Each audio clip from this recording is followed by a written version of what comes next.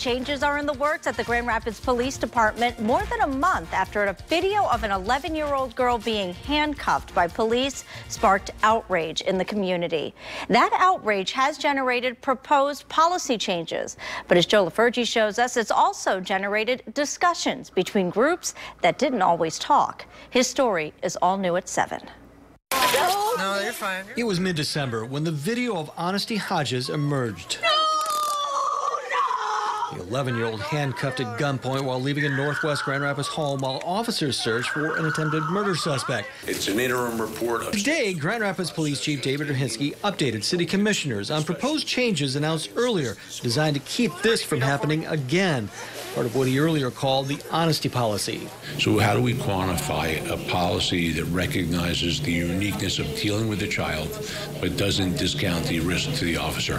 That's what we're trying to accomplish. Honestie wants to add 4 lieutenants, officers with both street experience and specialized de-escalation training that can respond to similar incidents. And by the end of the month, he plans to announce changes to policies in the way officers deal with juveniles. It's a start, but what's most important is that we be a little bit more involved in what those policies and what those trainings are. I think all of us have. Reverend Nathaniel Moody of Brown Hutchinson Ministries was one of several clergy who expressed outrage over the incident in December and called for change. We don't want anybody to be afraid of not doing their job, and we don't want the community to be afraid of not being able to call the police to do their job. But it wasn't just the police chief holding subsequent meetings with the Grand Rapids Area Association of Clergy.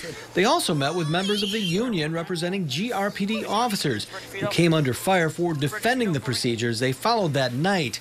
It was a major step. For the first time in our history of Grand Rapids, and you've never heard of clergy meeting with the police union or talking with the police union and hearing the officer's side, because there's more to the story than what we see. Moody isn't suggesting problem solved. That won't happen overnight.